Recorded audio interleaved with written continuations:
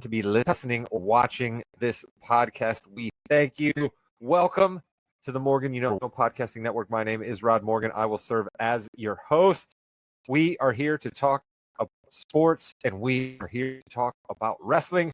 We have two different shows here on the network. Balls and Brew is our sports show. Yeah, we know is our wrestling show. We're going to do a little bit of both of those for you tonight here live on Facebook. Thank you to those checking in on YouTube later. Just make sure you subscribe, you like, or follow whatever particular way your platform chooses to have you follow this content. Do it for us. It helps us out. It helps other people find the show. We appreciate it. Helping me put said show together is the executive producer of this podcast and of every podcast here on the network. He will host the wrestling show and maybe a little bit of basketball talk. He's our guy, James Thomas Jamriska. Jimmy Jam, hello.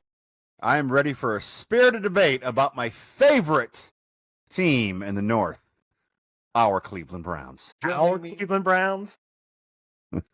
Go ahead, Rod. You heard him there chiding Jimmy about the Browns because that's what he does. He's our old man here on the podcast. He chides us. He chides all of your listeners, but that's what we love him for. He's our guy, Chris King. Chris, hello. What's up, fellas? I am excited about the Browns for one reason and one reason only, so that Williams can give us what the odds are that they will keep 5 quarterbacks on the payroll for the whole season. Williams, Chris made mention of there, is our football handicapper, Josh Williams. He is our football expert around here. He has formulas. He follows the numbers. He listens to the sharps. He places the bets. He then comes on this podcast and he relays all of that knowledge to you for absolutely free. What could be better than that? Josh, hello. What's up, boys? Chris's answer here is Cleveland is 4-1 on the fewest wins of the year, tied with the Saints at 4-1. So we're going to get it started with some crappy football, possibly. We'll get to the football here in just a minute, but we are debuting a new feature here on the podcast moving forward. This is how we're going to open the show. We're going to get the juices flowing. It's something that kind of came up the last couple of weeks, and then I said, you know what?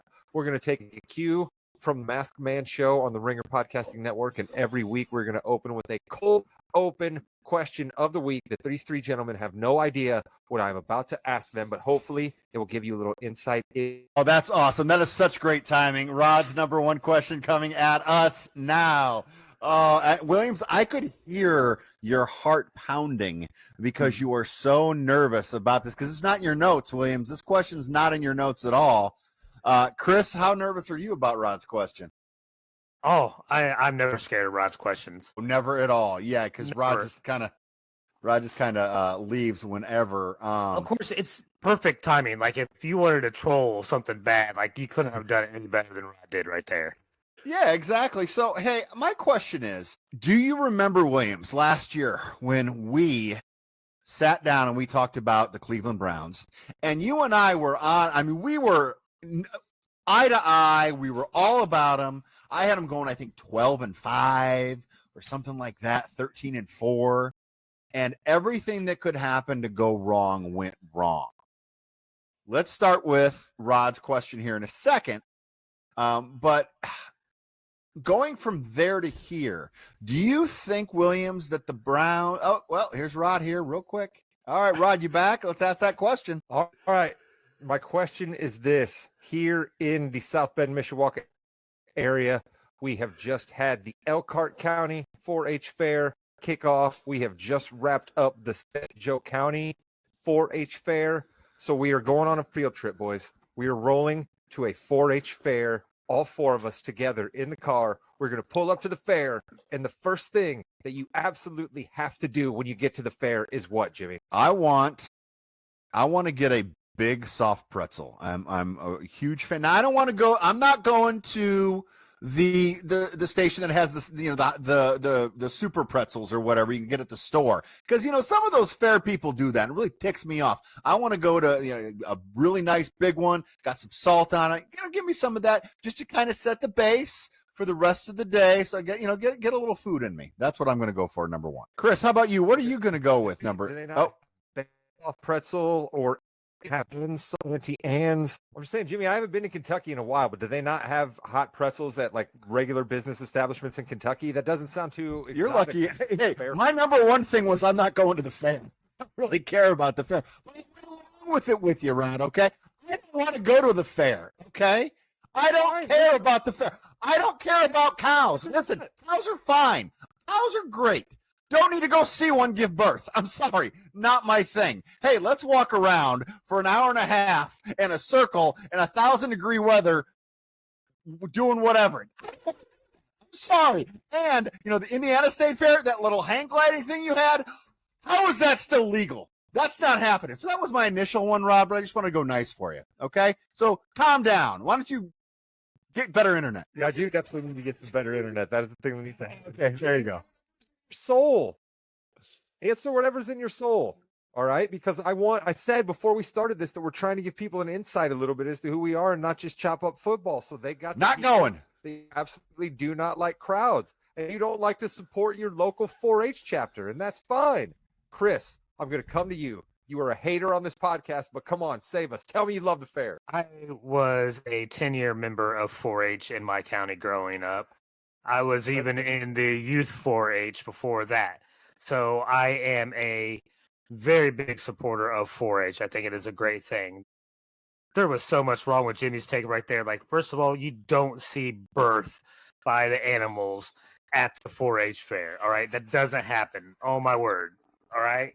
Secondly, if you are lucky enough in your county, I'm sorry, there was. If you are lucky enough that your county has this at their county fair and you happen to go on the right night, the first thing you got to do is go to micro wrestling. All right. Because that's what happens at the Monroe County Fair every year, micro wrestling. And if you want great entertainment, that's where you go, Jimmy. You go to the fair. And then, yes, normally on any other day, I'm going to the animal, right? I raised beef, guys, did it forever, took steers to the 4-H, took them to the state fair, took them to the beef expo and everything else. I'm telling you, that's where the fun happens. The Beef Expo. That sounds like a place I would like to hang out at someday in the future. I bet interesting things go down at the Beef Expo. Williams, we are all asunder here on the podcast. Jimmy just came out with a hateful, scornful old man take, and Chris suggested people watch wrestling. What is happening right now? Williams, what about you and fair food? Are you going to give us a regular answer here like an elephant ear for a deep fried Oreo? Save us, Williams. Yeah, I can't top the beef expo that Chris was talking about. But yeah, elephant ear is number one answer, clearly, followed by a close second with Jimmy's soft pretzel. I do love a good Ben's soft pretzel. But yeah, elephant ear is a clear answer. Thank you. All right, before we leave state fairs and move on to football, what would it take to get you right now at the age you are on one of the fair rides? You pay your 4 tickets and you jump on the ride that the carnies put together a couple of days beforehand there in the park. What how much is it going to take? How much money, Jimmy, to get you on one of those rides? I mean, I'm not going on any of those rides at all. Listen, I will go to an amusement park. I will go upside down. I will do everything like that. But you said it right. Listen, that was put together 3 days ago. It's probably finished put together 5 minutes ago. It's already broken down 7 times. That is not happening. Like I said, my kids can go on it. Why not? That's fine. No, I'm good. I do not want to have anything to do with it. No, of course you don't. But what's the number, Jim? What's the number? What's the like $10? That'll get you. I mean, $10. So you just said all that you had to say about the rides, but $10. Oh heck yeah! I'd go buy another soft pretzel with my $10. All right, there you have it. Jimmy is a cheap date. Soft pretzel enough $10 will get him on the Gravitron or the Whirlybird or whatever ride. Chris, how about you? How much do we got to pay you to get you on one of those rides? I mean, usually it's just a smile from my kid or the look of a pretty girl will get me on those. But let me tell you something. The fair rides aren't as dangerous as people think. You gotta think about this, all right? These are people that are taking it down and putting it back up. They're handling every single piece every single week. So they are seeing the weak points instantly. They are seeing the issues instantly, and they're maintaining that on a weekly basis. versus some of the big name rides at the big name parks that can go for years without the proper maintenance because they want to skimp on things. And next thing you know, you have support beams failing and people going off rides and all kinds of other horrible accidents. All right. So the county fairs aren't as bad as what you think. And watch the ride before you go on there. There's usually a line. If not, the rides don't last that long. Watch it. If you see something shady, don't go on it, but you won't find something shady. Did you just say the corporate overlords of the theme parks don't watch their stuff, but the little guy at the fairs do? Is that where you're going? You're going that way with this? Hey, I'm calling it like I see it, Jimmy. Every week they do it. How about every day they do it, Chris? No, they're usually at a location for a week. No, the corporate people. Oh, they don't care. They got some 17-year-old running that ride 50 times a day. 50? It's a bad ride then. All right, Chris, I'm sorry. Williams, help me here. Come on. Yeah. I don't know. I would ride it. $5. Let's go. Right. You only go to the fair once a year. That's my If that. Once every 5 years, it sounds like for Jimmy. No, never again.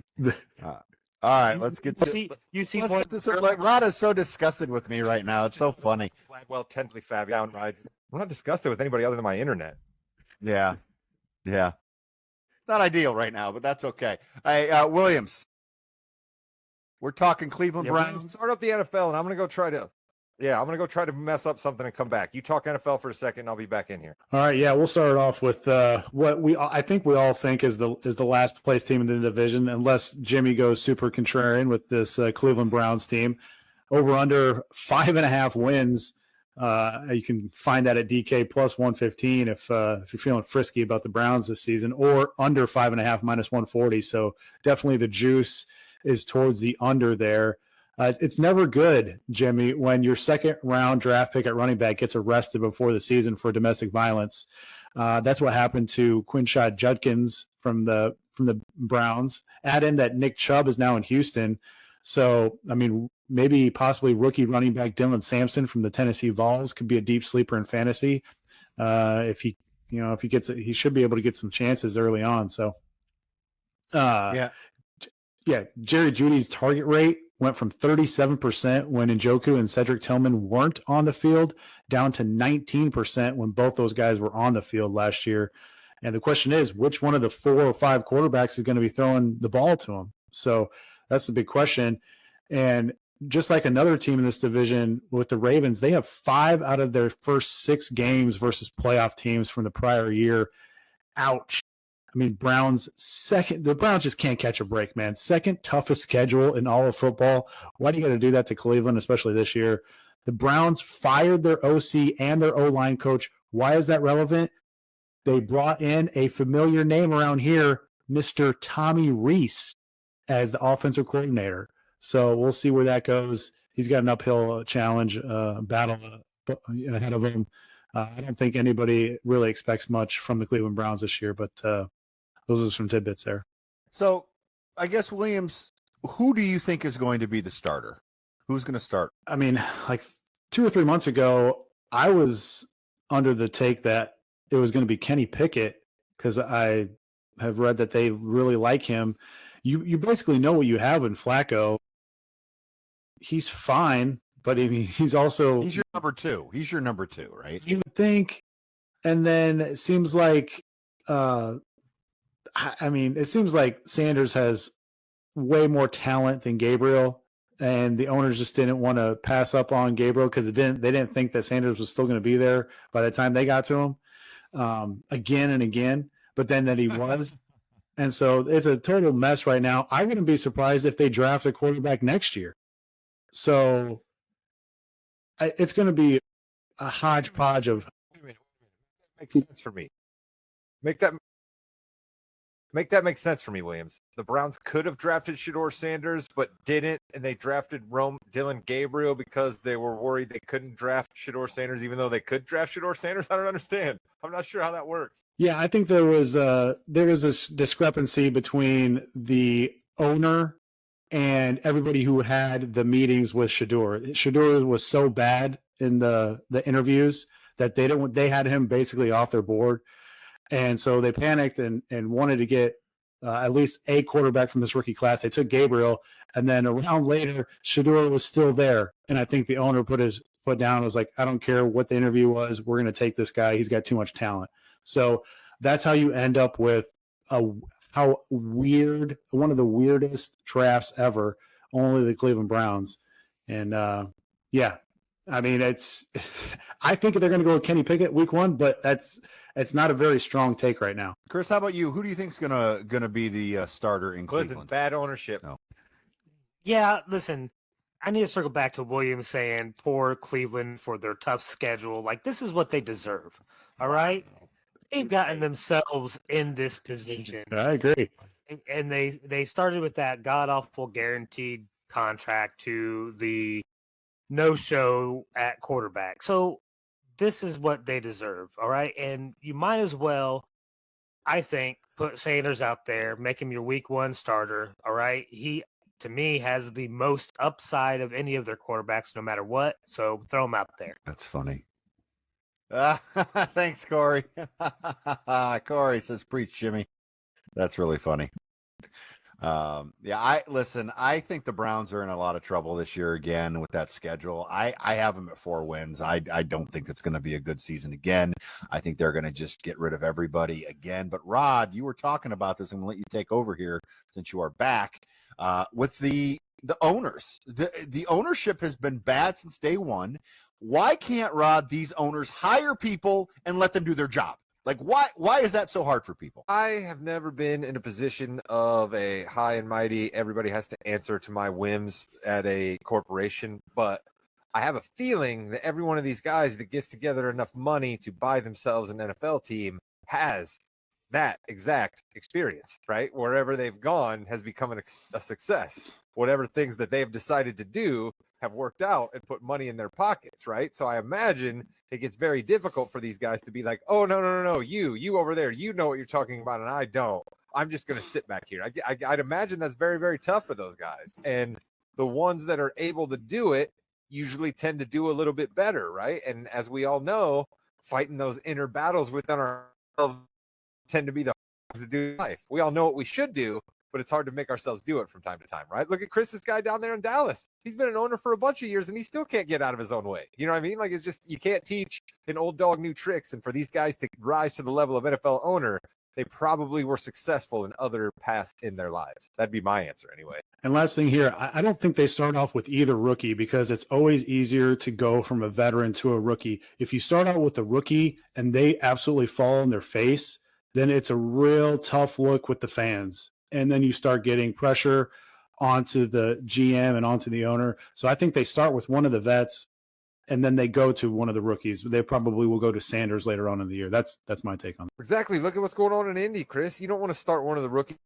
and then pull him for an old guy. Then you have absolutely the mess that the Colts have on their hands. The AFC North that does not have a quarterback problem. They have one of the top 4 quarterbacks in the game. Chris loves him. It's Joey Burrow and Cincinnati. Yeah, over is 9.5 minus 150. Under 9.5 is plus 125. So big juice there to the over. The Bengals right in the middle, strength of schedule wise, 17th toughest this year. There's fantasy goodness all over here. Burrow, Chase, Higgins, Chase Brown, late possible dart throws on Mike Gesicki, Andre Ishovas, Jermaine Burton, if he keeps his head on straight. They bring in former Notre Dame DC Al Golden, who I think is going to help their defense. But here's the bad news.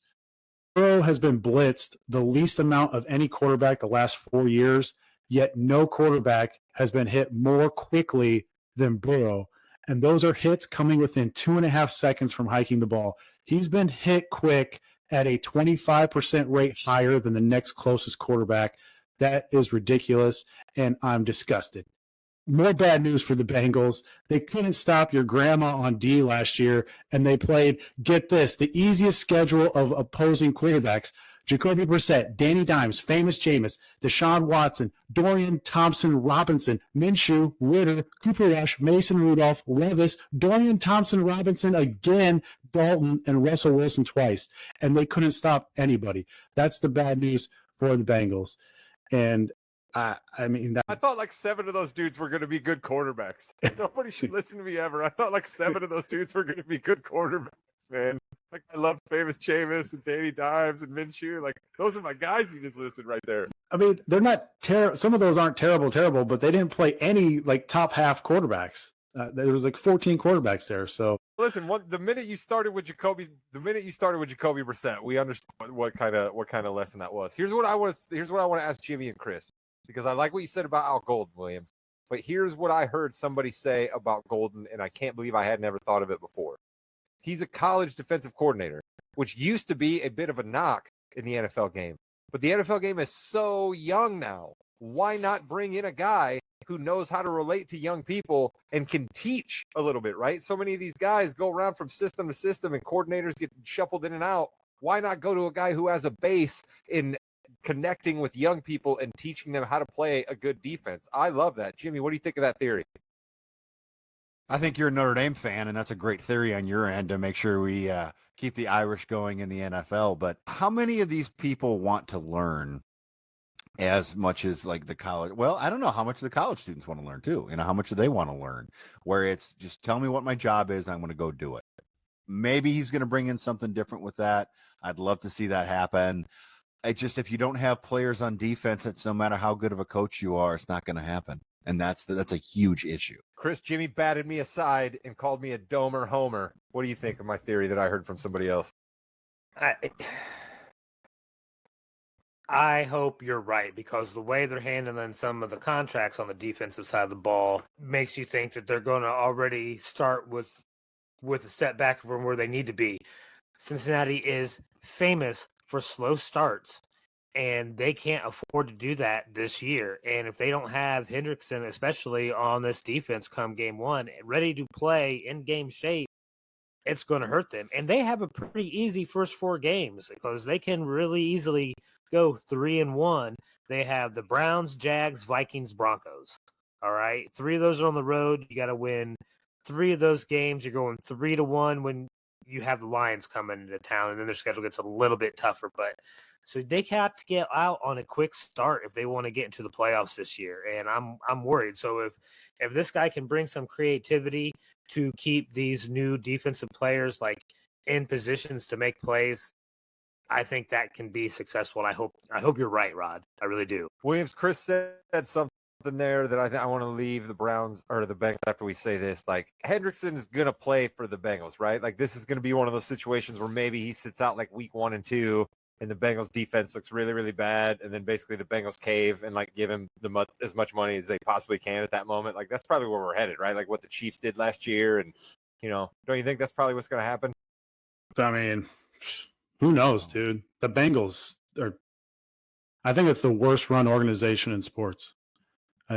Remember, they got an F in nutrition last year. An F in nutrition. Facilities were underwhelming. You play a sport that has a salary cap. I get like baseball. No, those small market teams don't want to spend money. Like I don't agree with it, but I actually get it. We just saw OKC win an NBA championship, the smallest market team ever. And Cincinnati doesn't want to pay anybody. And they always have contractors. You wonder why they get off to slow starts. It's because they lack leadership. They lack the professionalism of these other teams. This team, I want to love this team, but I hate the organization. If you don't want to spend money, then just sell the team. Look out. There we go. Williams echoing my thoughts to Herb Simon in the NBA. If you don't want to spend the money, sell the team. You're absolutely right, Williams. That's a great theory to have. Sounds like Williams is not high on the Bengals in that division.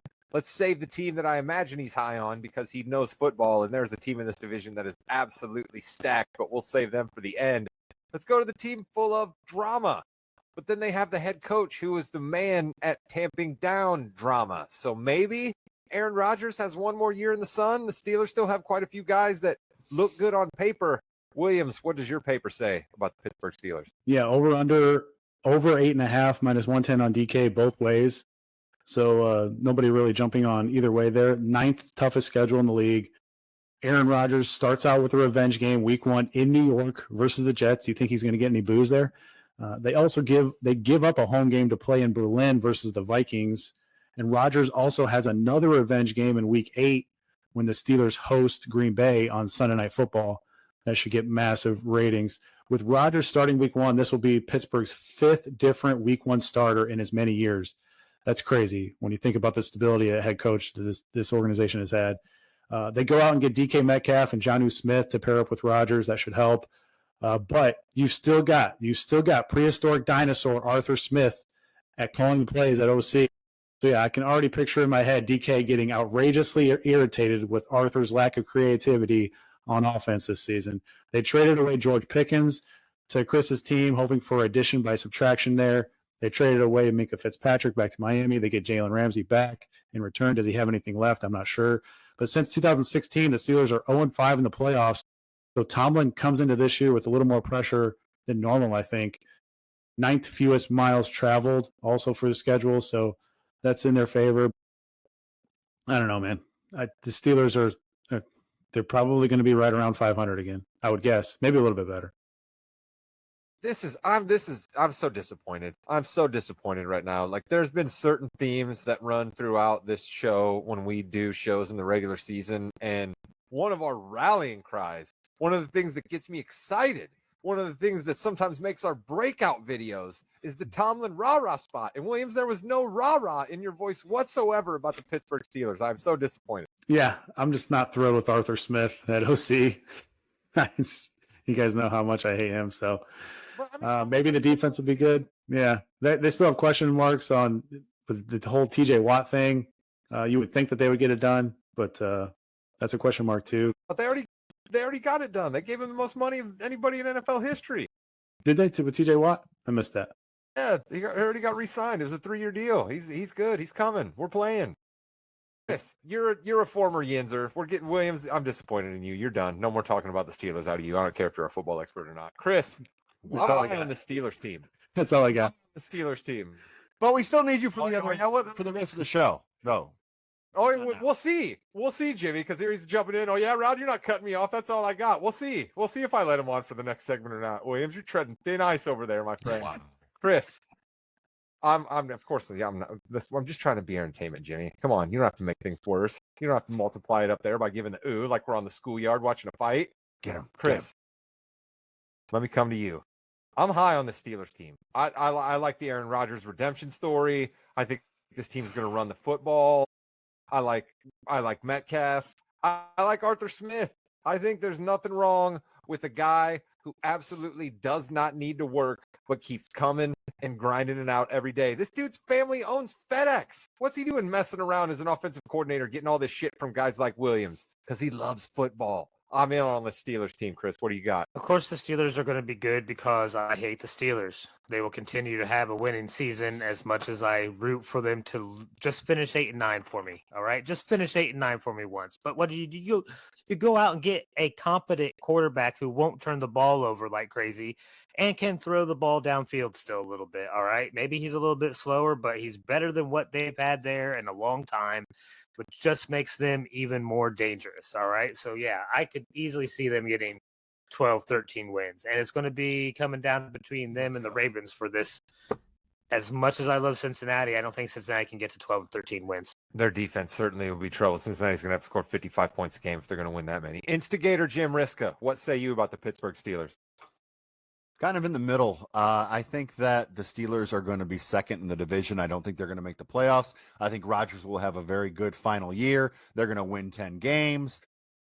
It's not going to be as dramatic as Williams thinks it's going to be, and it's not going to be as high as I think, Rod, you think it's going to be. So it's just going to be another one of those Steelers. They're going to be around 500 seasons. It happens every year, guys. I don't understand why we don't just pencil them in, maybe even pen them in every year for that 9 to 10 wins. 10 wins might not make the playoffs in Jimmy's AFC outlook. That'll be interesting when we get down to the end of the year here and we round up everybody's picks for you. The AFC South has something to say to Jimmy. No. Listen, the division winner in the AFC South, I have winning 9 games for a while. Sorry. I still have trouble adjusting to the 17-game season. That still does happen. And that's why I am just the host who tries to make jokes, and Williams is our football expert. The Ravens are absolutely stacked.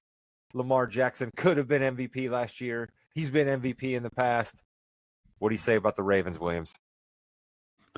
Yeah, over under 11.5 wins, minus 115 on DK. Under 11.5 is minus 105, so not too much difference there.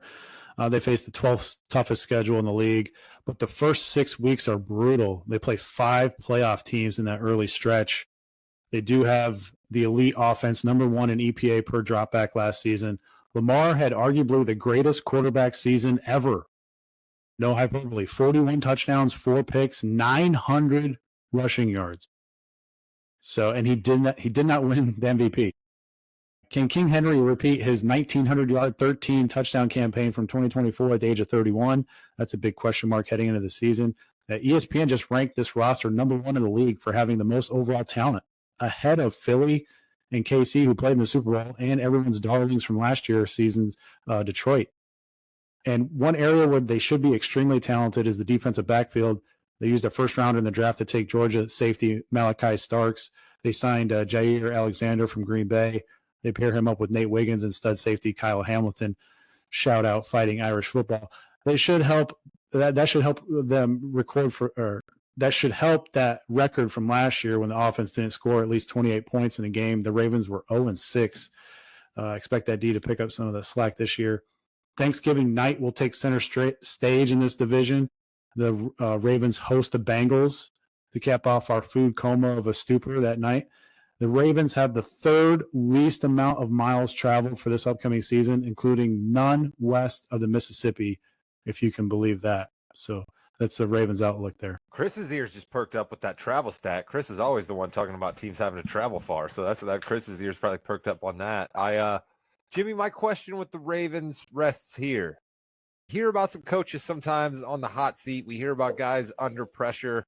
We haven't heard anything about John Harbaugh in quite a while. I'm not saying he's a bad coach, but it's been a while since the Ravens have won that Super Bowl. It's been a while since the Ravens have gotten over that hump, but yet you never hear, this could be Harbaugh's last season. Time for the Ravens. Yeah. I think it's time for the Ravens. You're right. Go ahead. Yeah, I think it's time for the Ravens to win. I mean, if not, then they need to look somewhere else. I'm sorry. It's been way too long.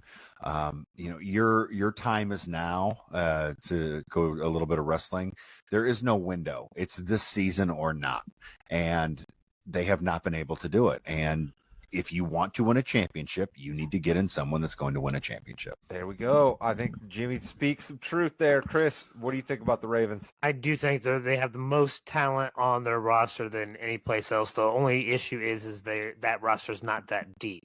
All right. The wide receiving core is not that deep. If one of those top 3 guys goes down, it gets real iffy quick. Same way with their new secondary. Yeah, these guys are good, but some of these guys have trouble playing games, especially a full season. So if they avoid injuries, I think it's almost impossible to stop. But you got to understand, these teams in the AFC North, there are 3 now. Yeah, 3, potential MVPs of the league. A couple guys have won MVP. Burrow could have won MVP. His numbers were outrageous last year as well. All right.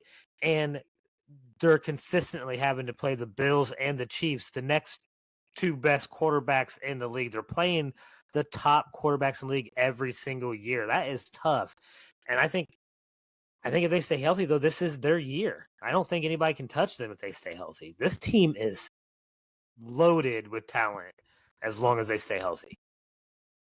As long as they stay healthy, it could be attached to any team in the National Football League. But, Chris, you are absolutely right that the Ravens don't have as much depth, because when you have as many good frontline players as they do, it's harder to have decent backups behind them. Such the problem that our Indianapolis Colts had back in the day when we had to pay Edgerrin James and Joseph Adai, and Reggie Wayne and Marvin Harrison and Dallas Clark and Peyton Manning, right? You couldn't have a whole lot of guys that would come in if any of those guys went down. The only thing I have to say to you, Williams, about Chris's retort there is that, yeah, I don't think the Ravens receiving core is great on paper, but I don't know if it matters, right? I mean, look at the stats he said that Lamar put up last year, and he didn't have a great receiver last year, and he's never really had a great receiver there, and he still always puts it up. So I think it's kind of in Lamar we trust in Baltimore, no? Yeah. And I got 2 retorts. I got one to Jimmy. If the Ravens fire John Harbaugh before the Bengals fire Zach Taylor, I will fall out of my chair. That will be an absolute disgrace. And Chris, the Steelers' second wide receiver is Calvin Austin. You think that team's going to win 12 games? I mean, Rashad Bateman is way better than Calvin Austin. Pittsburgh has been winning more games than they should for decades. All right, I'm just telling you, they will win because I don't want them to. I could see them winning 9 or 10 if the Steelers get to 12 or 13. I don't know, but yeah, you're right. The Ravens, they don't need a ton different pass catchers. They still have Mark Andrews. Zay Flowers is super shifty. Rashad Bateman came into his own last year. This offense is awesome. They still got King Henry. So yeah, as the Ravens go, Lamar goes, or as Lamar goes, the Ravens go. So Williams, does your Super Bowl pick maybe reside from this division, or does your Super Bowl pick reside in a different division? I honestly haven't made one yet. I have not got all the way. You certainly have to have the Ravens have to be in your discussion, though. I would think, right? Yeah. Yep. It's tough. They start off with such a tough schedule, so I'm worried that they're not going to get home field advantage in the playoffs. That's my only worry. But yeah, I mean, Chris said kind of see how the Ravens tackle their early season schedule to see maybe, right? If the Ravens come through that early season schedule pretty strong, sounds like you think maybe they got a good shot. Huh? I mean, it's just I was so high last year on the Chiefs because I really felt like they were going to get the 1 seed. And then Chris is right. Whoever doesn't get the 1 seed in the AFC, that's brutal because they have to play the other really good team. So Buffalo ended up playing Baltimore. And if you're the 1 seed, you only have to play that one other team once. So if you're the 2 or 3 seed, you have to beat 2 really good teams to get there. And that's assuming somebody else doesn't come up who we may be talking about next week, some people may not even realize how good this team is. So there could be a 4th team that enters the AFC picture next week. Yeah, they have to play at the Bills and at the Chiefs in the first 4 weeks, right? So, right there, if you slip up, that's your tiebreaker potentially for that number 1 seed. Bo knows football, huh, Williams? I think that might be a little bit of a tease of who Williams might be talking about from the AFC West next week. But I have a feeling that he's more high about the coach of that particular team and not necessarily any of the players on the squad. But you'll have to tune in next week when we tackle the AFC West to find that out. We'll close out the AFC next week. Then we will move on to the NFC. We are coming up on the NFL season. I think there's only 6 more Sundays without football, Williams. Does that sound right? Yeah, so we'll preview the AFC West next week. That might come out on that Thursday, July 31st, which would be the Hall of Fame game, which the Chargers are playing in. So we'll talk a little bit about the Chargers, and then maybe you'll be able to watch them against the Lions on the Hall of Fame game that night. From one Harbaugh here in John to the next Jim Insano, khaki pants, milk loving Jim Harbaugh himself next week.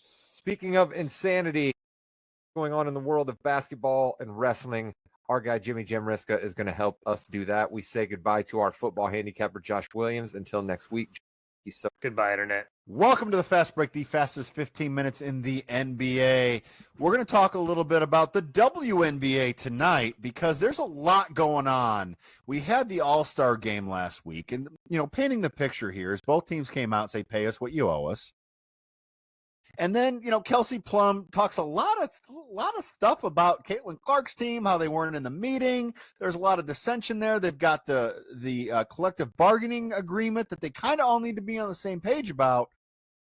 But Rod, I know you want to really talk about the discourse around the WNBA and how people aren't just getting what this is all about. I gotta admit, I shouldn't be surprised by any hateful discourse that comes out on a social media platform in the year of our Lord 2025. But I must admit, I kind of thought we were a little past this arcane, old school, women basketball doesn't make any money. They don't deserve to be paid. This is absolutely ridiculous thinking. The numbers and the math don't support it anymore. And frankly, free will and enterprise don't support it anymore. Caitlin Clark might possibly be the most popular athlete in all of America right now. Name me any other kind of scenario where a person with that kind of draw, that kind of pull only gets paid $85,000 a year, okay? And I don't want to hear that the league overall loses money. That has absolutely zero to do with how much people that work in that league get paid. How much the overall league loses doesn't have anything to do with what people are getting paid. Now, can people lose money and teams be cut off? Okay, fine, maybe. That's for all other people to think about. That's what businesses have to do. But you don't just have Meyer employees not making money at an upward scale because the Meyer Corporation loses money. Now, if the Meyer Corporation loses money and has to call employees, fine.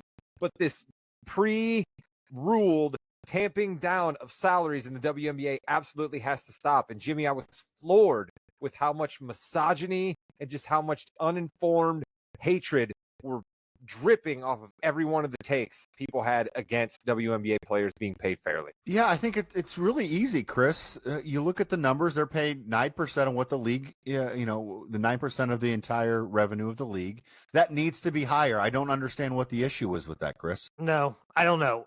Listen, guys, I'll be transparent.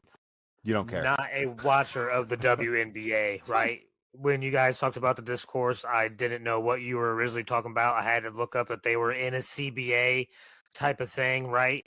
9% of revenue does not sound good, but I don't know the numbers.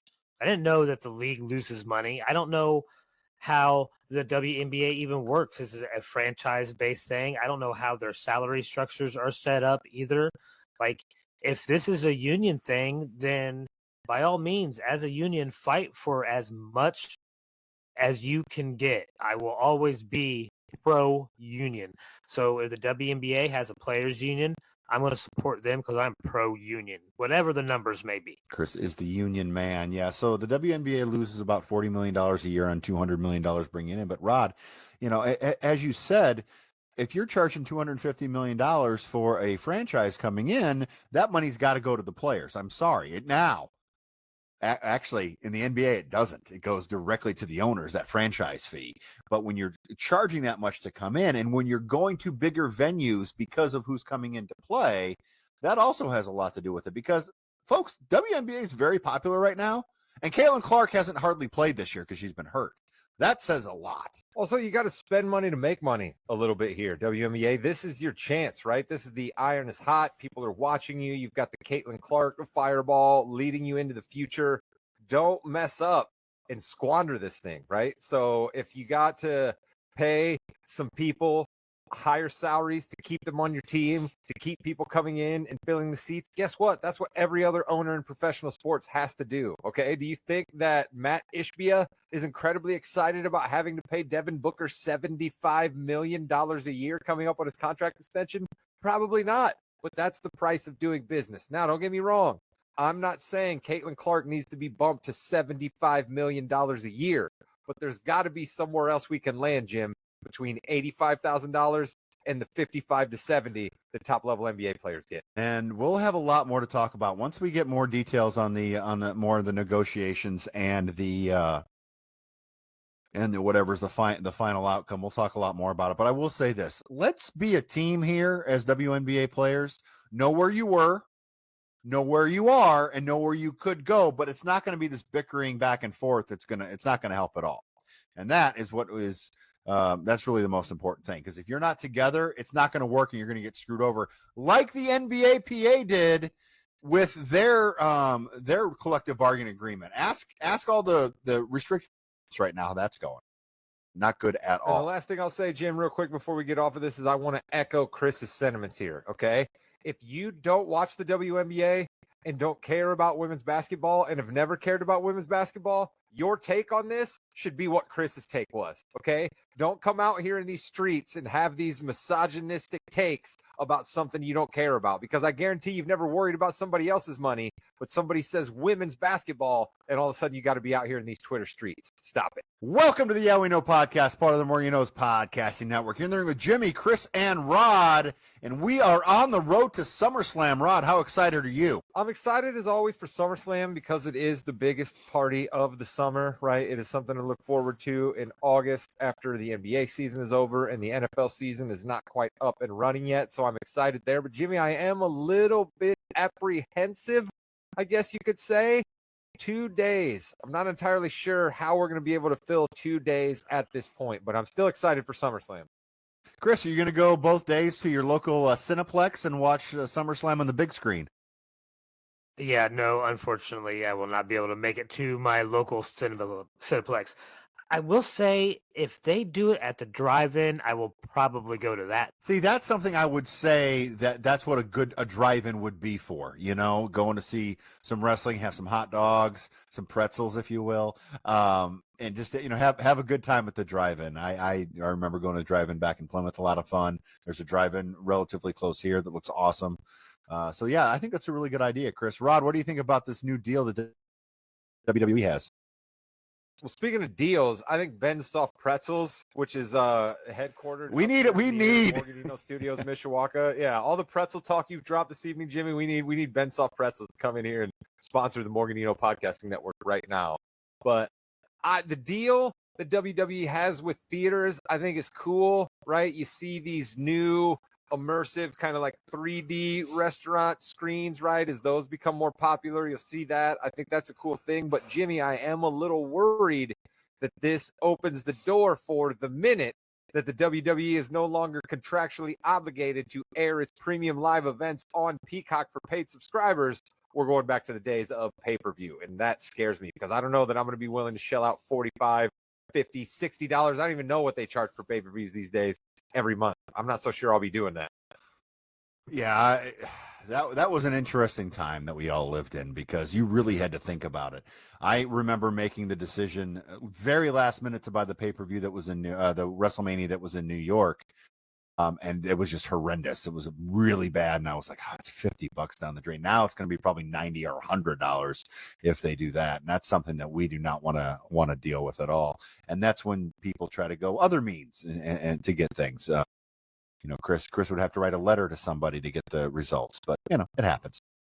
Listen, rabbit ears. Let's talk a little bit. A lot of places to go. Raw was kind of a setup show to SummerSlam, but our boy Karrion Kross got a big win. How about that, Dylan Gabriel? Listen, I don't care if it's nefarious way that Karrion Kross won. All right, I don't care if Sami Zayn comes out there with his ribs wrapped up and he barely can get through the match. Karrion Kross winning on television is a huge deal for guys like you and me. So let's absolutely go. I was stoked. Chris, you love Karrion Kross as well, correct? Yeah, I loved it. And I don't really like Sami Zayn, so this is right up my alley. So we have 9 matches right now for SummerSlam. So really 2 weeks beforehand, we have all the matches. And I want to talk a little bit about them here just to kind of give a preview, and then we'll do our picks, obviously, the week before. But Charlotte Flair and Alexa Bliss apparently were originally scheduled to face off at SummerSlam. The past couple weeks, though, have changed that, so they're getting the championship match against Raquel Rodriguez and Roxanne Perez. Rod, this is going to be a title change, right? Has to be. Absolutely. I think that they booked that the minute that Raquel and Roxanne won the match on Raw. I think it was booked to be that they were going to rematch at SummerSlam and that Charlotte and Alexa are going to walk out with the tag team belts, and I'm all for it. Let's go. Let's see what kind of cool stories we can tell with two of your trusted hands, right? You're going to get a great match out of both of these two. And to get them playing off of one another, I am all for it.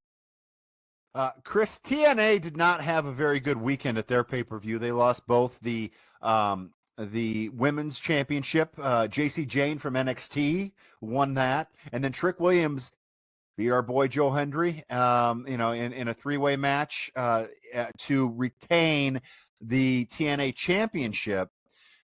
Which means that a TNA star, AJ Styles, showed up on the show. Really great. Nice to see that. But we now have AJ Styles and Dominic Mysterio fighting for the Intercontinental Championship. Does that have anything? Is that on your radar at all? The AJ Dominic. Yeah, I went over the TNA stuff just to talk to you about that. Right. Listen. Okay, first off, I'm going to have to stop you. I got to circle back to your use of our boy, all right? That Joe Hendry guy is not one of my boys. Maybe one of y'all's boys, but not one of mine. I believe, Chris. I believe. No. Such a bad take out of you. Such a bad take out of you. Anyway, as far as Dom versus AJ, I'm all for it. And I think I am invested in this storyline because right now you have Judgment Day with all these belts. And I think at SummerSlam, they won't have any. And you'll have Liv Morgan come back. and she'll come back and they'll lose all their belts and there'll be a big fight about why. And the Judgment Day will just keep on rolling with some of the best storylines in the WWE. Chris, do you think they're actually going to give Styles the title here? I think you have taught me anything is possible in the WWE. So why not? Why not? Why not he get the belt and then do some more work in TNA to get some more viewerships in the TNA? Okay. Rod, do you care at all about the TNA NXT angle? TNA has no problem getting viewership. All right. Let's just state that for now and forever. All right. TNA has gotten lots and lots of viewers throughout the history of mankind. Okay. We're talking about different things. There. Okay. Oh, all right. No, I was sad to see Joe not retain the TNA belt, but it also kind of led me to believe maybe we're going to see him back in WWE quicker because he doesn't have the TNA belt around his waist anymore. So I refuse to be sad about that. And what I would say about AJ Styles is, yeah, he's going to be Intercontinental Champion, and that's great because we need to start thinking about AJ's post-wrestling career. And I think at this point, AJ has showed us he's going to set up an acting school because in recent weeks of Raw, we have seen AJ portray a EMS worker. We've seen him portray a custodian. We've seen him portray a valet, and he has done a bang-up job at all of them. The improv is strong with AJ Styles. So he's going to be on every episode of the future. He's going to be on every episode of some 911 Memphis show. Like, he's going to get recurring roles because of the work he's been doing on Raw. It's been great. I'm intrigued to see also, let's go. I want to talk about the main event here. I'm really intrigued to see how they're going to get a good match out of John Cena and Cody Rhodes. Now, we know it's a what's false count anywhere, whatever it is, anything goes match, right? Street fight. It's a street fight. It can't be worse than the WrestleMania match, but I don't know if I'm feeling I don't know if I'm feeling it right now, Rod. Help me feel this. What if I said 2 words to you, Jimmy? Double turn. What if I told you that we're doing a anything falls, no rules match because Cody is going to go too far.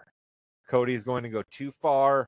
He's going to get too violent. He's going to take too much out of John Cena's hide, and the crowd is going to turn on him. All right. We have already seen a little bit of the crowd turning on John Cena. We've seen him sort of acting like he's kind of excited about the cheers that he's hearing a little bit throughout the crowd. The hate for Cena has seemed to subside a little bit other than just the let me do it because it's the thing to do. Cody has been a little more angry, a little more impetuous, right? The whole attacking him after John Cena said, I'm not going to be in the match. That's not the Cody Rhodes. That's not the golden boy that we all love.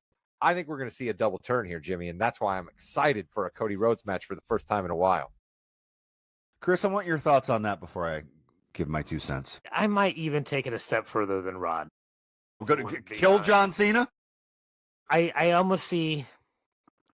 And I was hoping to have this more fleshed out till I brought it to the audience, all right? But, like, I do think there is some underlinings of a potential conspiracy that may be happening in the WWE, all right? I have some investigators out right now trying to look into some things. But, like, I really kind of feel that maybe this is where we find out that Cody's been working for the final boss this entire time, maybe, where maybe the double turn is that.